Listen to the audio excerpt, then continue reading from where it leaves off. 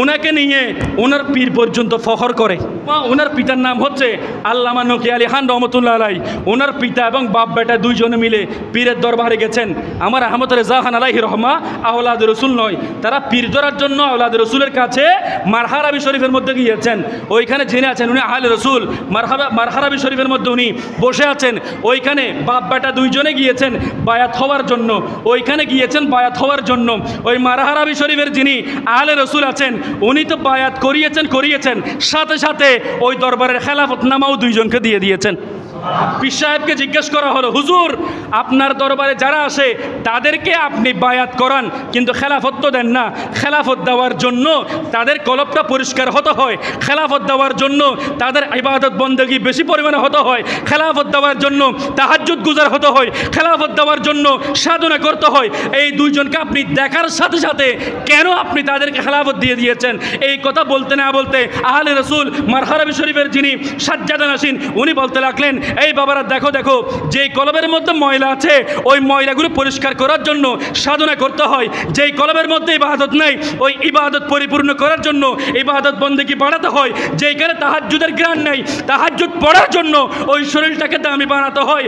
আমি এমন দুইজনকে বায়াত করিয়েছি, এমন দুইজনকে আমি খেলাফত দিচ্ছি যেই দুইজন আগের থেকে কামিল, আগের থেকে তাদের কলবটা আল্লাহ রাব্বুল আলামিনের দরবারে পরিষ্কার হয়ে গেছে। জবান করে বলুন না সুবহানাল্লাহ।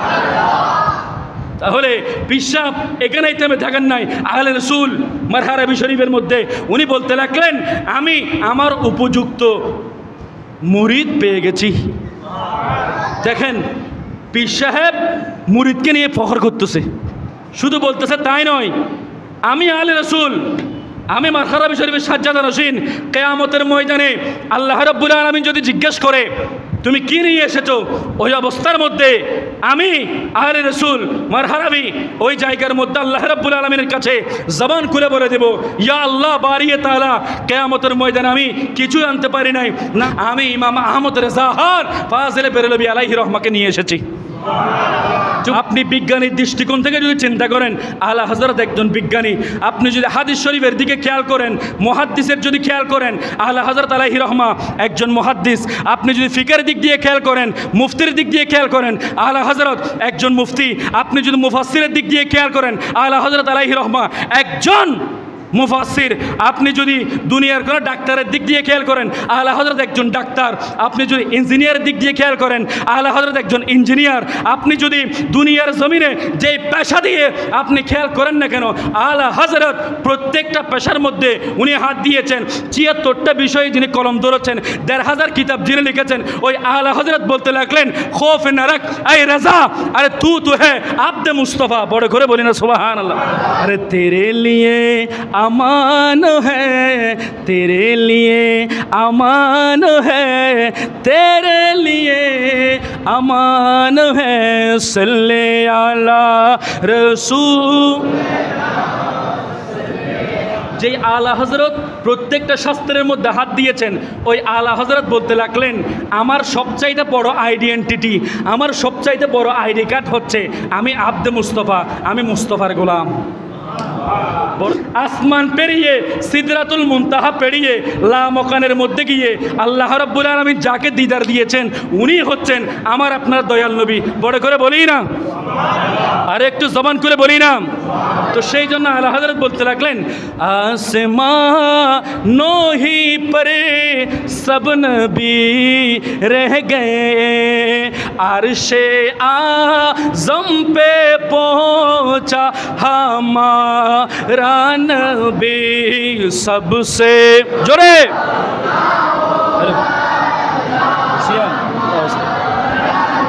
बे सबसे बाला हमारा नबी, बोल सबसे ला हमारा नबी सबसे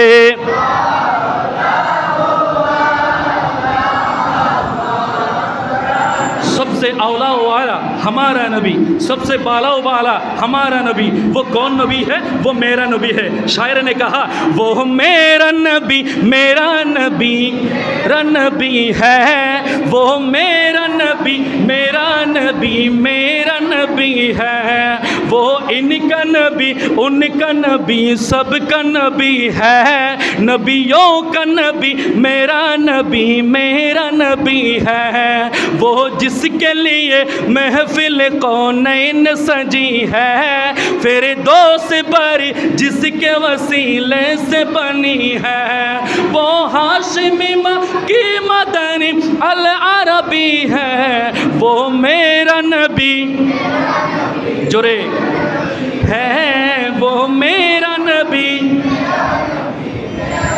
বড় করে বলি না সুবহানাল্লাহ। আসুন বাবারা বন্ধুরা, আলা হযরত এমন এক জাতে পাক যিনাকে নিয়ে বলতে গেলে শুরু আছে মাগার শেষ নাই। সুবহানাল্লাহ।